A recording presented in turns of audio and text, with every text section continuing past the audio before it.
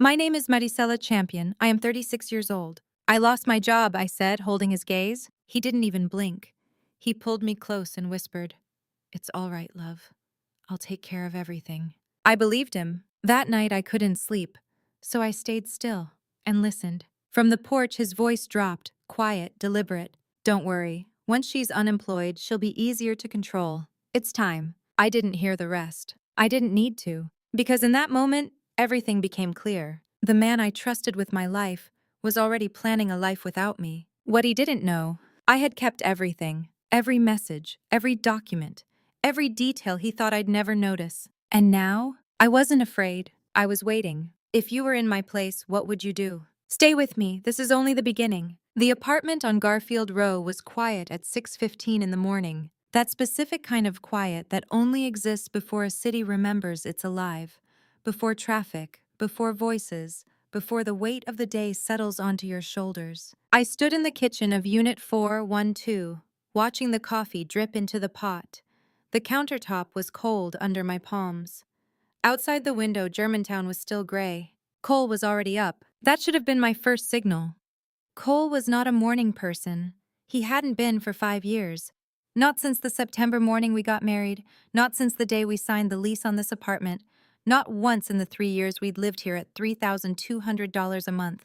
But lately he was always up before me. He moved around the kitchen with a kind of deliberate ease. Poured my coffee before I asked, set it on the counter at exactly the right distance. And then he looked at me, that soft, practiced look, and said, "You work too hard, Mari. One day you're gonna burn out and not even see it coming." I smiled, said something like thank you or I know or one of those small words that fills a silence without meaning anything. But something caught in me, not the words themselves. The words were fine, caring even. It was the rhythm of them, because Cole had said that to me before. Not something similar. That exact sentence. That exact cadence. 3 weeks ago on a Wednesday, standing in almost the same spot. Word for word. Like he was reading from a script. I didn't say anything. I drank my coffee. I picked up my bag. I left for Ardentix the way I always did. Early enough to beat the elevator crowd. Late enough that the parking garage wasn't full. But the sentence stayed with me on the drive in. One day you're gonna burn out and not even see it coming. I want you to understand what Ardentix was to me, because this story doesn't make sense without it. Ardentix was a fintech startup in Nashville. Mid-size, serious, the kind of company that had grown fast enough to matter, but small enough that every person in the building still knew your name. I had been there since the early days. I built the marketing function from 2 people and a shared Google Drive into a department of 11, a brand that investors recognized, and a story that closed deals. On September 8, 2025, Ardentix closed its Series B round, $28 million. A clean close, one of the smoothest the founders had ever seen, according to our general counsel. And sitting in that valuation, quiet, unremarkable on the cap table unless you knew where to look, was my name. 1.21%. I had fought for that equity for 3 years. Not loudly, not desperately, methodically, the way you fight for things when you know the value of patience. I had negotiated it in stages, tied it to milestones I knew I could hit, and earned it in a way that made it impossible to dispute. At the Series B valuation, my stake was worth $340,000. That afternoon, I was sitting at my desk looking at the equity dashboard when an email arrived. The sender was demarche.ventures@protonmail.com. The subject line read, Champion Equity, Revised Term Sheet. I stared at it for a long moment. I had never emailed that address. I had never heard of that address. I had no idea what term sheet they were referring to. I closed the email without opening it, but I didn't delete it. Here is something I have not told many people. The morning I got fired from Ardentix, it wasn't real. I built it. 6 months before that October, something had shifted in Cole. Nothing dramatic, nothing I could point to and name, just a series of small wrongnesses that accumulated the way water damage does. Invisible until the ceiling falls. He asked about my equity more often than before. Casual questions, offhand curiosity. How does that work if you leave the company? What happens to the shares if there's a buyout? Can someone else manage those on your behalf? I answered, because I trusted him, because that is what you do with a person you have married. But then the email from demarche.ventures arrived. And a week after that, our HR director, Lena Forsyth, mentioned, quietly, carefully, that someone had called the Ardentics legal line asking about the equity transfer process. They hadn't left a name. I sat with that information for 4 days. Then I went to Lena's office. I closed the door. I sat down across from her, and I said, I need you to tell me I'm terminated. On the record, I need to see his face. Lena looked at me for a long moment. She was a careful woman, the kind who chose her words the way a surgeon chooses instruments. All right, she said. When? October 31st, I said. 4:15 p.m. She nodded. We shook hands. And then she said one more thing. Quietly, almost as an afterthought. Mari, someone called our legal line last week asking about the equity transfer process. They didn't leave a name. I already knew, but hearing it from her made it real in a different way. I thanked her. I stood up. I walked back to my desk and spent the rest of the day working as though nothing had changed. Because for now, nothing had. October 31st, Halloween. I drove home from Ardentics at 6:45 in the evening. The walk from the parking garage to the apartment took 4 minutes. I counted them. One foot in front of the other, the kind of controlled pace that keeps your voice steady and your hands from shaking. I opened the door to Unit 412. Cole was in the kitchen. He looked up and I told him, I lost my job today. What happened next? I want you to hold it carefully, because this is the moment the whole story turns on. He didn't panic. He didn't ask why or what happened or, are you okay? He crossed the kitchen in 3 steps and put his arms around me and said, gently, warmly, with total conviction, it's okay. Let me handle everything. You just rest. We're fine, I promise. 7:42 p.m. I sat on the old green sofa, the one I had bought before we were married, the only piece of furniture in this apartment that was entirely mine, and I watched him make tea. He moved through the kitchen with the same deliberate ease as that morning, calm, prepared, as though he had known this moment was coming, because I would later understand he had. At 9:18 p.m., I heard the sliding door to the porch open. Cole's voice dropped. Not a whisper exactly, just a register I had never heard from him before. Low and certain, the voice of a man speaking to someone he trusted completely. I crossed the living room in my socks. I stopped 2 feet from the door, and I listened. Don't worry, once she's out of work, she'll behave. It's time. I stood there for 40 seconds. I did not move. I did not breathe in any way that could be heard. And in those 40 seconds, I opened the voice memo app on my phone and pressed record. The file is called voice_memo_103125_2118.m4a. I still have it. Let me tell you what it feels like to hear something you cannot unhear. It doesn't feel like shock. Not immediately. Shock is loud. It floods in all at once. It takes your breath. This was different. This was a quiet, very cold clarity, like a room where someone has just turned off all the heat. I stood behind that door and I understood, in a way that required no more information, that what was happening to me had not begun tonight. It had been in progress for a long time. Cole's voice on the other side of the glass, measured even, not upset at all, told me everything I needed to know about how long he had been living in 2 directions at once. When I heard him moving back toward the door, I walked back to the sofa. I sat down at exactly the angle I had been sitting before. I folded my hands in my lap. Cole came back inside. He looked at me. Then he smiled. It was a warm smile, familiar. The smile of a man who believes he is in control of the room. That smile, not the words on the porch, not the email, not any document I would find later, that was the thing that made me certain. I smiled back, and I began. I did not sleep that night. Cole went to bed at 10:30. I waited 20 minutes, then opened my laptop at the kitchen table with the screen brightness turned all the way down. I went to LinkedIn first. Devin Marsh, 41 years old, Nashville, angel investor and venture operator. His profile photo showed a man in a pale blue shirt standing in front of what appeared to be a conference room window. His connections, several hundred. His mutual connections with Cole Whitfield, 3. His mutual connections with Gerald Whitfield, Cole's father, retired attorney, 44 Beechwood Drive, Brentwood, Tennessee, 2. I wrote those names down on the inside cover of a notebook I kept in the kitchen drawer. Then I went to my Gmail. The email from dmarsh.ventures@protonmail.com was not the first. There were 4 of them, all received within the past 60 days, all marked as read, all sent to my inbox. I did not remember reading any of them. The subject lines: Champion Equity Block.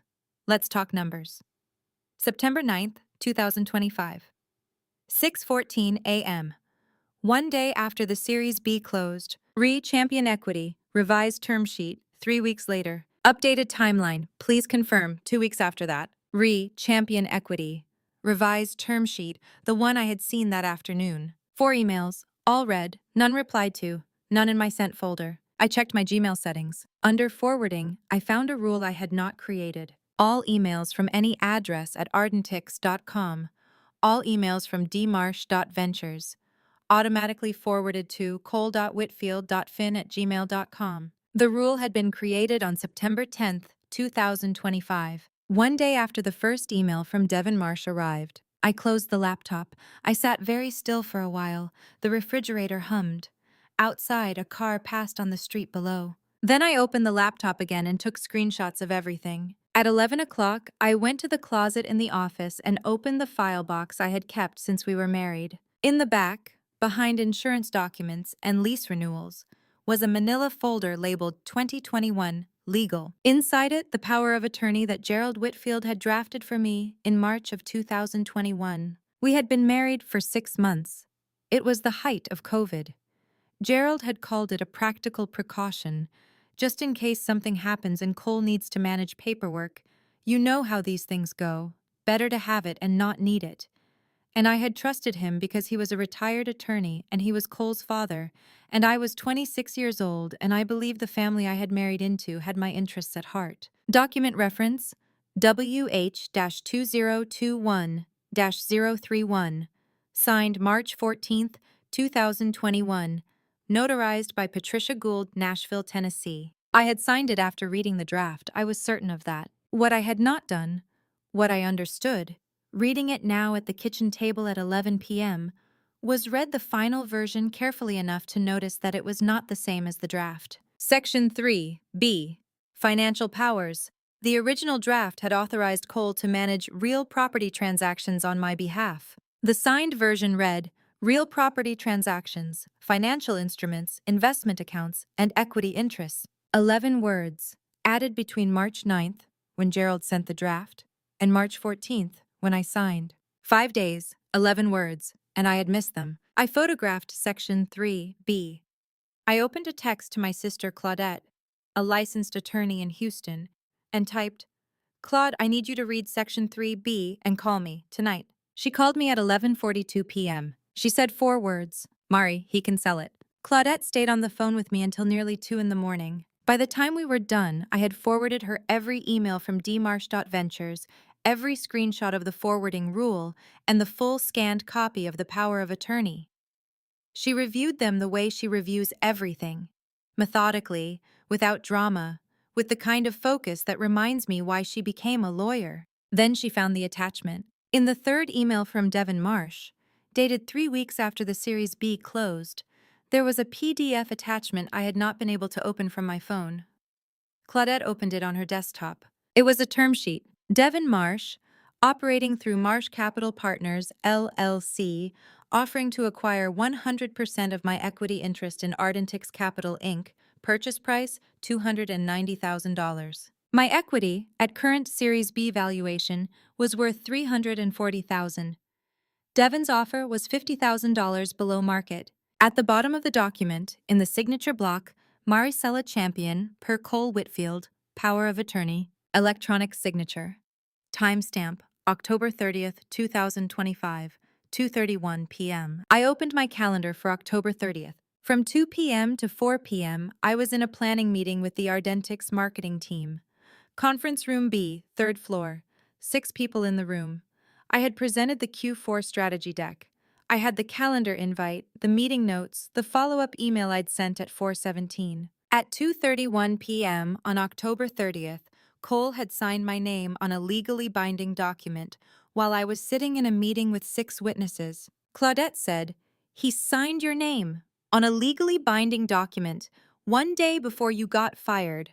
Mari, this is not a marriage problem, this is a crime." I didn't say anything for a moment. Then I read the document again, more slowly, and I found a line I had missed on the first pass. Seller's employment status at Ardentix shall be confirmed as terminated prior to closing. Cole needed me to lose my job for the deal to close. The termination wasn't a consequence of the plan. It was a condition of it. The next morning, while Cole slept, I searched for Marsh Capital Partners, LLC in the Tennessee Secretary of State's business registry. The company existed. Registered on June 5, 2025. 3 months before the Series B closed. Gerald Whitfield was listed as the registered agent. The address on file, 44 Beechwood Drive, Brentwood, Tennessee. The Whitfield family home. I found the operating agreement in the public filing records. Clause 7, subsection C. Origination fee of 30% shall be paid to the referring partner upon successful acquisition of any equity interest valued below $500,000. 30% of $290,000, $87,000. That was Cole's cut. I screenshotted the clause, highlighted it in yellow, and sent it to Claudette with a single line. "This is what handling everything looks like." She replied in under a minute. "I'm pulling their full filing history. Give me an hour." While I waited, I turned the timeline over in my mind. Marsh Capital Partners, LLC, was incorporated on June 5th. That was 95 days before the Series B closed on September 8th. Someone had known the Series B was coming, not from the outside. Ardentix hadn't made public announcements until the close. This was insider information.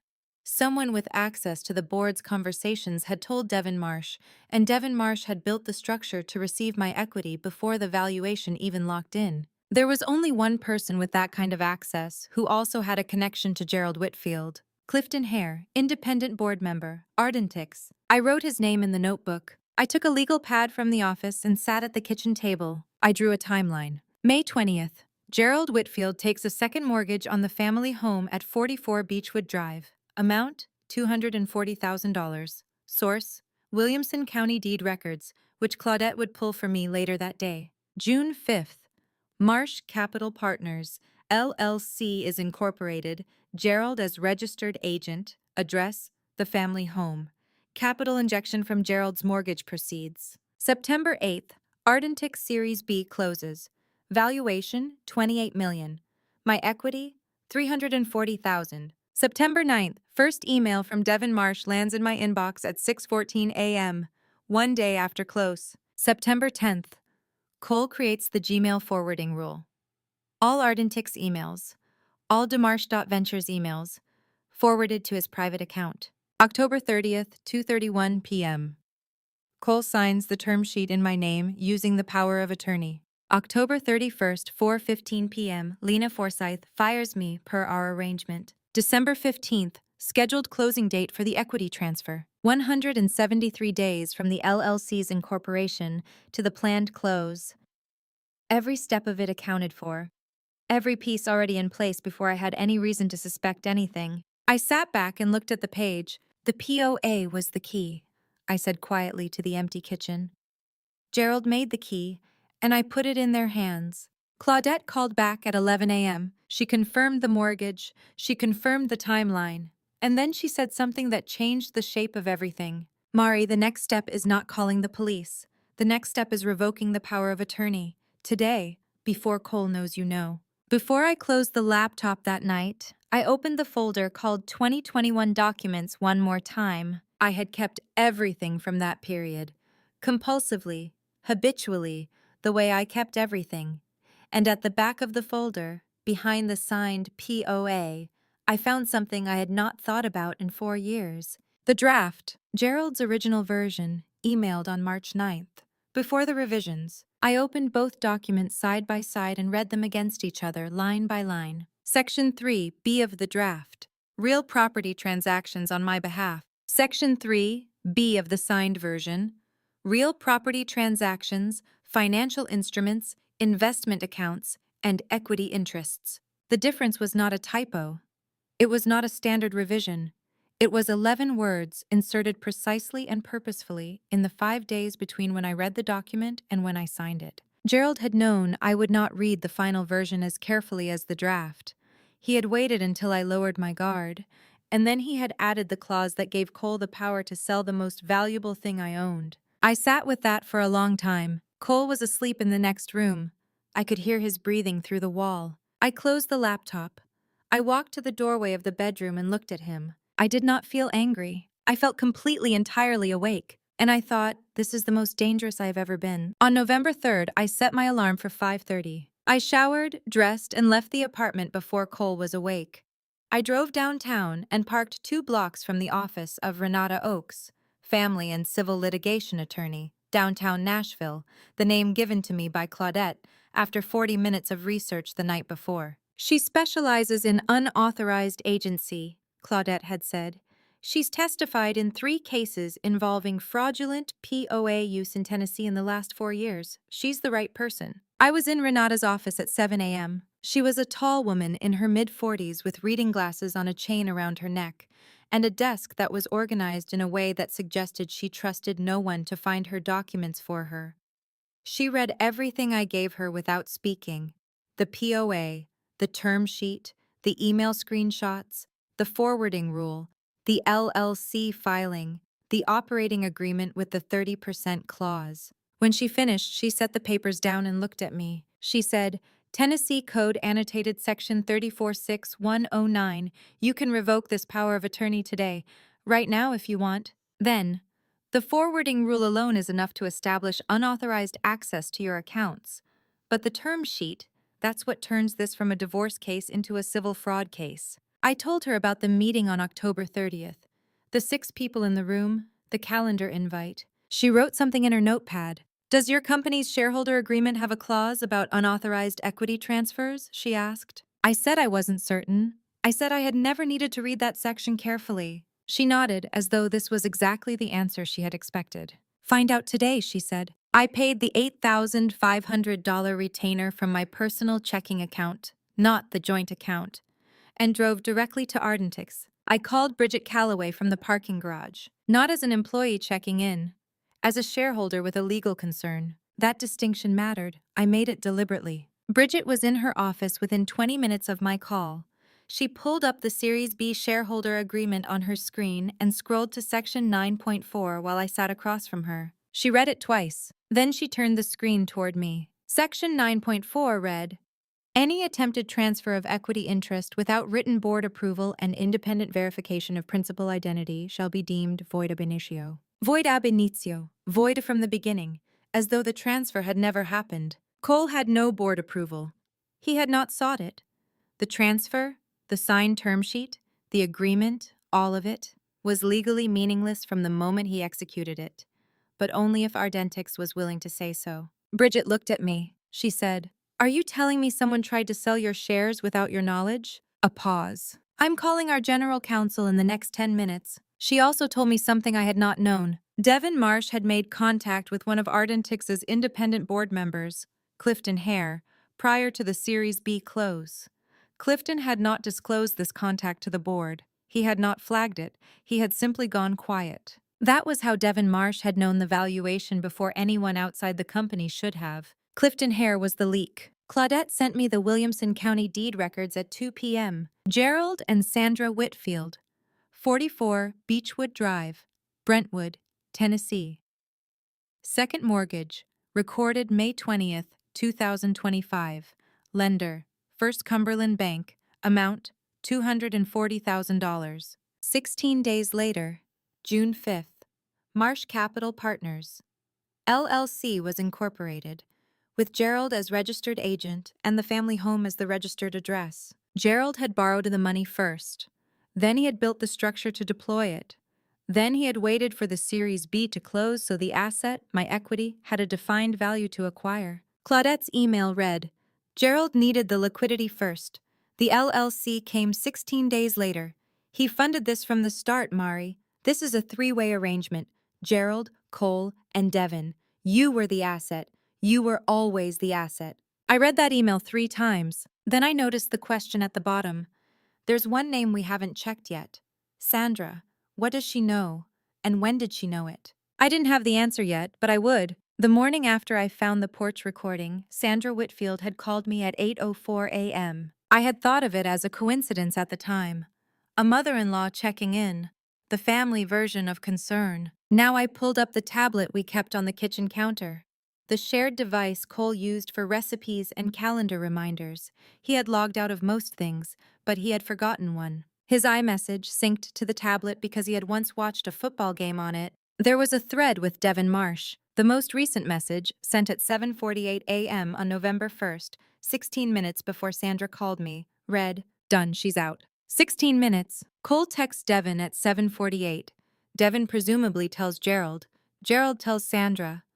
Sandra calls me at 8:04 to offer comfort, because by then, they all know the plan is on schedule. 4 people in a chain. 16 minutes. And Sandra's voice on the phone, warm and careful. "Oh, honey," Cole told us. "Don't worry, you'll be fine at home." She had said home. Not you'll be fine.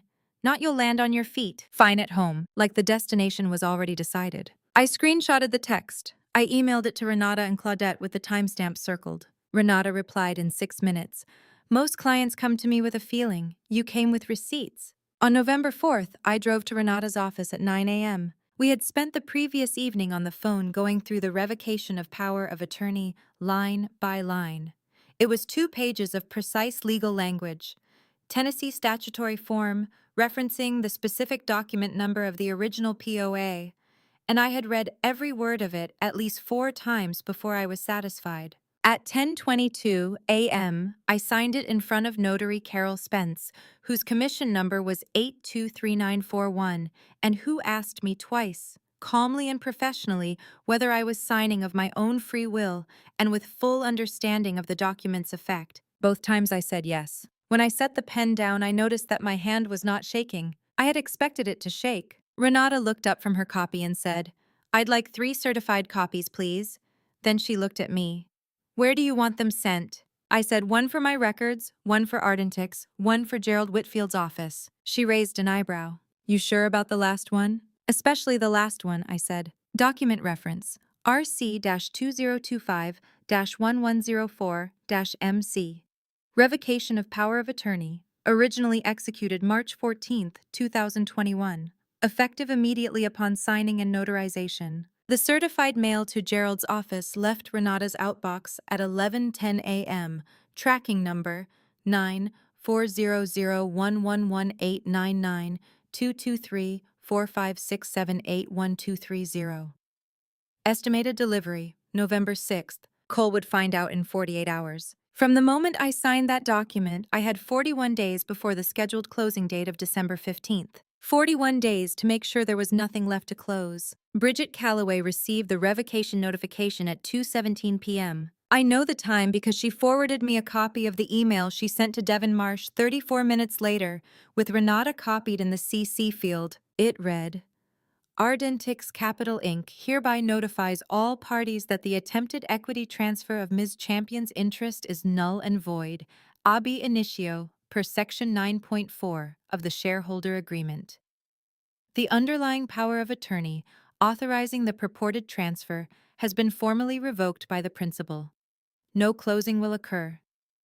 Any further communication regarding this matter should be directed to Ms. Champion's legal counsel." Bridget also scheduled an emergency board meeting for December 4th, 2025, 11 days before the planned closing date, to formally address Clifton Hare's conduct and vote on a resolution voiding the transaction in the board record. Cole did not know yet. Devin Marsh did. At 6:51 p.m., my phone rang. The number was +16153048812. That was the number Cole had called from the porch. I let it ring. When the voicemail notification appeared, I opened it on speaker and held the phone at arm's length, the way you hold something you don't fully trust. Devin Marsh's voice was controlled, smooth. The voice of someone who was accustomed to recovering from bad news without showing it. "Ms. Champion, I think there's been a miscommunication. I've been working with Cole for several months. I assumed you were aware. If there's been a misunderstanding, I'm sure we can resolve this quietly." I sent the audio file, VM_DMARSH_110425_1851.m4a to Renata immediately. She called me back in 4 minutes. Quietly, she said, "That's an admission. He knows he's exposed." Then, "Cole is going to find out tonight. Are you ready for that conversation?" I replayed the voicemail once more before I put my phone away. Resolve this quietly. Not correct a mistake. not clarify a misunderstanding, not even make this right, quietly. As though the problem wasn't what had been done. The forgery, the forwarding rule, the unsigned emails, the secret LLC, the months of coordination, but simply that I had found out about it. As though my discovering the plan was the complication, not the plan itself. I saved the file. I labeled it clearly. I added it to the folder I had been building since October 31st. I drove home. Cole was in the kitchen making dinner, roasted chicken thighs. The Bluetooth speaker was playing something country and low-key. The apartment smelled like rosemary and cast iron, and for a moment, one very strange moment, it looked entirely normal. We ate together. He told me Devin Marsh had called him that afternoon. Business thing, he said, small stuff. I said and passed the bread. He asked, how are you feeling? About the job thing? I looked at him across the table. At the face I had woken up next to for 5 years. At the man who had signed my name on a document while I was in a meeting with 6 people who could place me somewhere else entirely. I said, honestly, better than I expected. He smiled. After dinner, I washed the dishes. Cole watched something on his phone in the living room. At 10 o'clock, he went to bed. At 10:45, when his breathing had steadied into sleep, I went to the office. I opened the closet. Behind the winter coats, I had put a small bag 3 days ago. Laptop, documents, a change of clothes, my personal banking information, the flash drive with every file I had collected. Not because I was afraid, because I had prepared for every possible version of the next 48 hours. The certified mail to Gerald would be delivered in the morning. Tomorrow everything would change. Cole's phone rang at 11:04 a.m. I was in the office with the door half open, sitting at the desk with my laptop, doing exactly what it looked like I was doing, working. The freelance consulting contract I had arranged the week before, quietly, through a contact at a former employer, gave me something legitimate to point to if he asked. From the hallway I heard his voice shift. What do you mean she revoked it? How does she even… A pause. Okay, I hear you. Just give me a minute. Footsteps, deliberate, quick. The office door opened. Cole stood in the doorway. He was in a gray t-shirt and jeans, the way he dressed on days he worked from home. His expression was something I had not seen on him before, not angry exactly, destabilized, like a man who had been standing on a platform that had just moved under his feet. I looked up from the laptop. He said, "Did you revoke the power of attorney?" I said, "Yes." "Why?" "Because I could." He stared at me. "You don't understand what you've done." I said, "Help me understand." And Cole Whitfield, for the first time in 5 years of marriage, did not have a ready answer. But his phone was still in his hand, and it buzzed again. And when he looked down at the screen, I saw the name. "Dad?" He looked at me, he looked at the phone, and he answered it. The phone call with Gerald lasted 6 minutes. Cole paced the hallway with his voice lowered, but the apartment was 800 square feet, and the walls were not thick. I heard fragments. She found out, I don't know, the notary? Yes, it's done. And I sat at the desk and made sure the voice memo app on my phone was running. File. Confrontation_1 10625.m4a. When he came back into the office, something in his posture had changed. The destabilization was still there, but now there was something else layered over it. A kind of defensive positioning. The stance of a man who had decided that the best move was to explain himself before being accused. He said it was a business opportunity. He said I would have received money, cash immediately, versus shares that might take years to liquidate. He said he was helping. That equity on paper isn't the same as money in your pocket, and he was just trying to make sure we had something tangible. I let him talk. And then he said the thing he should never have said. I had the legal right to act on your behalf. My father made sure of that. I said, I know. That was all. 2 words. And the voice memo was still running. The timestamp on that admission, 11:23 a.m., November 6, 2025. Cole had just confirmed, on record, that Gerald Whitfield had deliberately structured the power of attorney to enable him to execute this transaction, that the document wasn't a precaution, it was infrastructure. He didn't understand what he had given me, because his phone buzzed again. Dad, again. And this time, Cole stepped out onto the porch to take the call. They arrived at 3:45. Gerald first, then Sandra 1 step behind him. Cole held the door. Gerald was 71 years old, and carried himself like a man who had spent 4 decades being the most legally informed person in any room. He wore a sport coat on a Tuesday afternoon. He carried a brown leather folder. He moved to the center of the living room and sat down as though the apartment were his. He placed the folder on the coffee table and opened it. Inside, a copy of the original POA, and beneath it a document I had never seen. A single page, titled Consent to Equity Transfer, dated October 30th, 2025, signed, allegedly, by Marisela Champion. Gerald folded his hands and said, "Marisela, I drafted that document to protect this family. Cole was acting within the scope of your authorization. If there's been a misunderstanding, we can resolve this between us." Sandra sat very still on the far end of the sofa. She had not looked at me directly since she came in. I looked at the consent to equity transfer. I looked at the signature. Then I opened my laptop. I had my calendar for October 30th already pulled up. I turned the screen toward the room. Conference Room B, 3rd floor, Ardentix, 2 p.m. to 4 p.m., planning meeting, Q4 strategy, attendees, 6 names, all listed. The alleged signature on Gerald's document, October 30th, 2:31 p.m. "I was in this meeting," I said, "from 2 p.m. to 4 p.m. These 6 people will confirm it.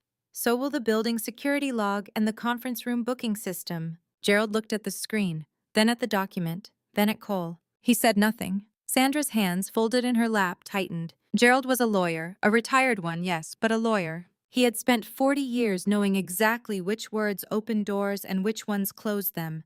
He had built a career on the precision of language. And in that living room, at 4:12 p.m. on November 6th, 2025, he made the only kind of mistake that men like him make.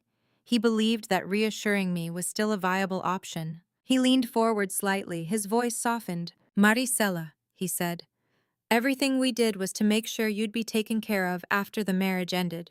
The room went very quiet. Not the quiet of a pause, the quiet of something irreversible. After the marriage ended, not if, not in the event of, not even the neutral language of contingency that a lawyer would choose deliberately. After, like it was already decided, like the date was already set somewhere, and what they had been doing, the LLC, the POA, the term sheet, the forwarding rule, the 5-month operation, was simply the financial architecture they were building around a conclusion they had already reached. Sandra looked at her hands. Cole looked at the window. Gerald, a beat too late, understood what he had said. The voice memo was still running. 4:12 p.m. November 6th, 2025. Gerald Whitfield, retired attorney, Tennessee Bar. Number 38821 had just confirmed, in his own words, without coercion, with his son and wife present, that the plan had been designed around the anticipated end of my marriage. That was not a property dispute. That was intent. I stood up. I was very calm. I think that was the part that frightened them most. Not anger, not tears, just a woman standing in her own living room with complete composure. "Thank you for coming," I said. "I'd like you to leave now." Gerald looked at me for a moment. Then he stood. Sandra stood. Cole, after a pause, moved toward the door. I closed it behind them. I leaned my back against it. I picked up my phone and called Renata. When she answered, I said, "I have everything." On December 4th, Renata and I walked into Ardentix at 8:50 a.m. Not through the main entrance. Through the side door that opens directly to the conference suite, the one used for board meetings and investor presentations, the one with the longer table and the better AV setup, and the kind of silence that means the room takes itself seriously. The board meeting began at 9. 5 directors. Bridget in her seat at the head of the table. Clifton Hare at the far end, his expression carefully neutral in the way that reveals everything. Renata presented for 47 minutes. She laid it out in order. The POA, original draft, final version, the 11 words added in the 5-day window. The Gmail forwarding rule, created the day after the first contact from Marsh Capital Partners. The term sheet, signed in my name, at a time my calendar and 6 witnesses could account for. The voicemail from Devin Marsh, with its particular word, quietly. The recording from the confrontation, specifically Gerald's statement at 4:12 p.m., after the marriage ended.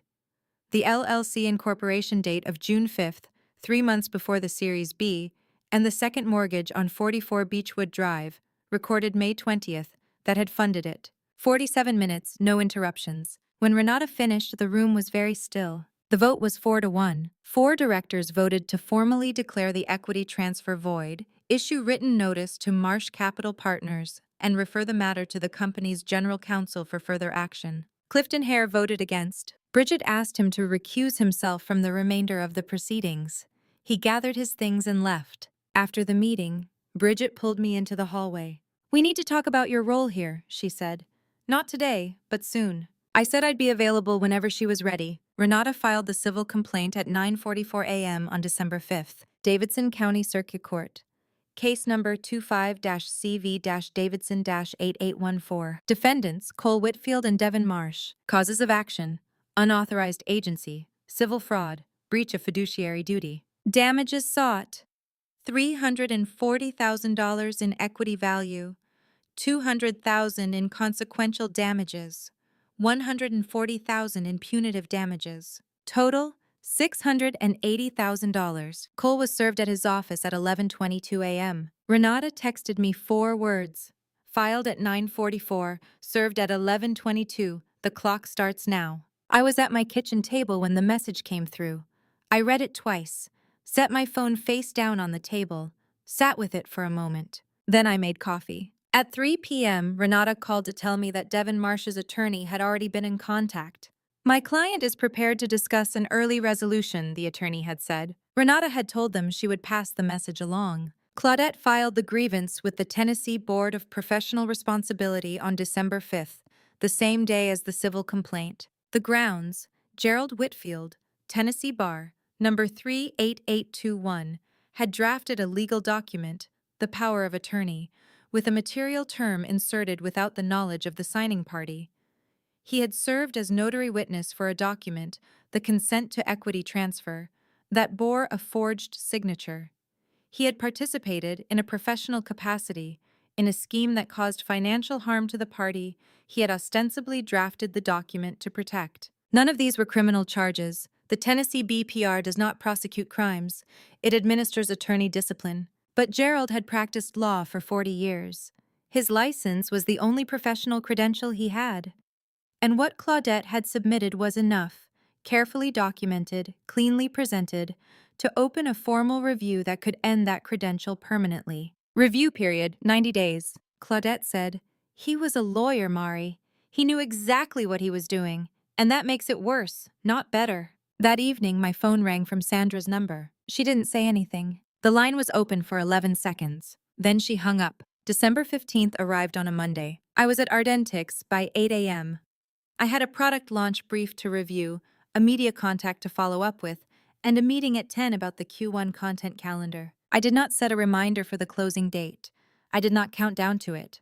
I simply went to work. At some point in the early afternoon, I opened my equity dashboard, the same screen I had looked at on September 8th, when the Series B had just closed and everything had seemed, for one brief afternoon, like a thing I had built and could trust. 1.21%. My name, no changes, no pending transfers, no flags. $340,000, exactly where I had left it. I closed the dashboard. I made coffee. The same coffee I made every afternoon, in the same kitchen off the 3rd floor break room, with the window that faced the parking structure and a sliver of downtown skyline beyond it. I drank it standing up, looking at nothing in particular. At 4:30, Bridget knocked on my open door. "You have a minute?" she said. "I want to talk about a title change." On December 12th, Renata called me at 10 in the morning. Devin Marsh's attorney had sent over a settlement proposal, the number $185,000, no admission of liability, standard confidentiality provisions, a mutual release. Renata laid out the math for me plainly, the way she did everything. At trial, she said, the likely outcome was higher. The evidence was strong, the damages were documented, and Gerald's recorded statement about the marriage ending would be difficult for any defense to contextualize away. But trial meant time. It meant 12 to 18 months of depositions, motions, continuances. It meant giving the next year and a half of my life to a courtroom. She said, "At trial, you'd likely win more, but you'd also give them 2 more years of your life." I didn't need 2 years. I needed this chapter to end so the next one could begin. I said, 185 is enough. Sign it. There was one addition I insisted on. The confidentiality clause would be mutual. I would not discuss Devon Marsh, and Devon Marsh would not discuss me, but I would not sign an NDA that restricted me from describing my own experience in general terms. Devon's team had expected me to want the NDA as much as they did. They were wrong. We settled on December 12th. That afternoon, Renata received a call from Cole's attorney. Mr. Whitfield would like to discuss terms. Cole's proposal arrived in writing the next day. He was not asking for anything. That was the first thing I noticed. No alimony claim, no claim on the equity, no demand for any asset or account. The apartment was a rental, so there was nothing to divide there. What he wanted was simple, a quiet dissolution, no contested proceedings, a mutual agreement to separate and move forward.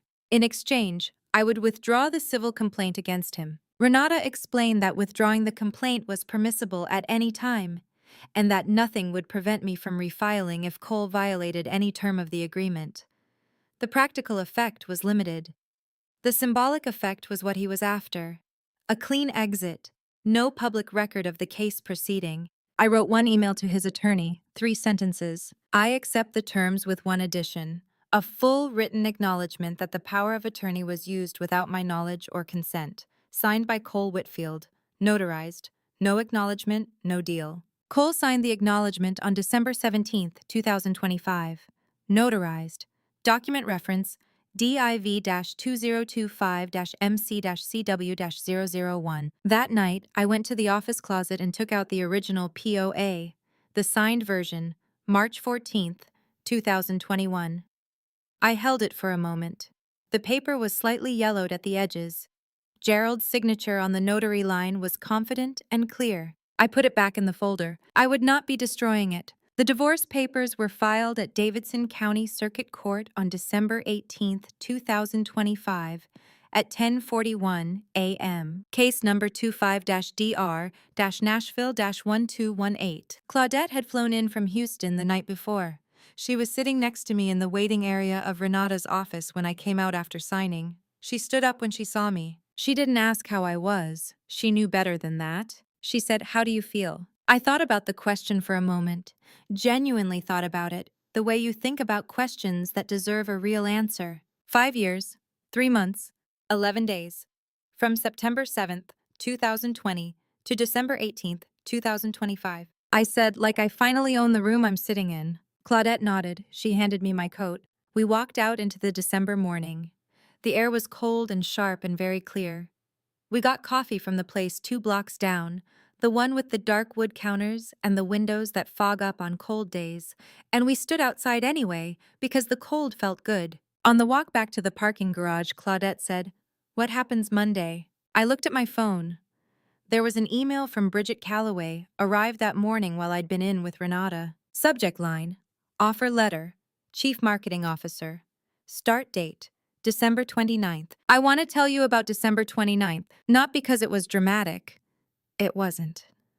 There was no standing ovation, no moment of public recognition, no scene where everyone in the room understood what it had taken to get there.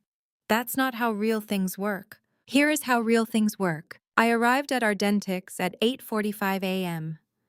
The lobby was quiet. Most of the staff were still on holiday schedules, and the building had the slightly echoing quality of spaces not yet fully occupied for the day. I took the elevator to the 3rd floor. I went to the office that had my new nameplate on the door, which someone had installed the week before. Marisela Champion, Chief Marketing Officer. I unlocked the door and went inside. The desk was in the same position it had been when I'd used this office for a meeting 2 months ago. The chair was new. Someone had replaced the fluorescent overhead with a warmer bulb. The window faced east, toward the Cumberland River, and beyond it, the part of the city that was still waking up. I set my bag down. I plugged in my laptop. I made coffee. Bridget came by at 9:15, knocked on the open door. "Ready?" she said. I looked up. "Been ready," I said. She smiled and kept walking. Later, she told me why December 29th. Why not January? Why not after the new year? She said, "We wanted the title on the year-end report. It matters for the Q1 raise. The board wanted your name in that column." The offer letter had confirmed the details. $165,000 annually, plus a refreshed equity grant of 0.5%, valued at approximately $140,000 at current valuation. My total equity position at Ardentix, 1.7%. The closing date that was supposed to strip me of my shares had come and gone 11 days earlier. On that date, I had made coffee and looked at my dashboard and gone back to work. Now, I was the chief marketing officer of the company I had helped build. At the end of the day, long, full, the kind of day that reminds you what it feels like to be engaged rather than simply present, I was shutting down my laptop when a new email arrived. The sender was an address I didn't recognize. The subject line: "I heard what happened. I have a similar story. Can we talk?" I read it once. Then I closed the laptop. I would answer it in the morning. Tonight I had somewhere to be. My new apartment was on the second floor of a building at 12 Elm Court, in a neighborhood near Germantown that I had liked for years and never lived in. It was smaller than the place on Garfield Row. That was deliberate. I had chosen it because of the window in the main room, the one that faces a courtyard, not a street. In the mornings, there's a particular quality of light that comes through it around 8 o'clock. Not dramatic, just good light. I had bought a plant, a fern from the nursery on Fatherland Street. I kept it on the sill near the south window. I watered it every Wednesday. For 5 years, I had not kept a plant. Cole was allergic to certain pollens, or said he was. I had not questioned it. It was one of the small accommodations you make in a marriage without registering them as accommodations. You just adjust. And then you adjust again. And then one day, you look around, and the room has been rearranged entirely, and you are not sure whose preferences you are living inside anymore. The fern was doing fine. Claudette called every Sunday. Not always for long, sometimes just 15 minutes, sometimes less. I didn't always have much to say, but I answered every time. One Sunday in late December, she asked, "Are you okay?" I looked at the fern. I looked at the light on the east wall, which at 4 in the afternoon goes amber in a way that takes your breath if you're paying attention. I said, "I think I'm becoming okay. That's different from being okay, but it's something." She said, "That's enough." She was right. Sometime in that week between the divorce papers and the new year, I sat at the small table by the window with the Ardentix offer letter in front of me. Chief Marketing Officer, $165,000, a new equity grant, a start date that had already come. I uncapped the pen. I signed my name. Clean. Clear. The letters spaced the way I had always made them, since before I was anyone's wife.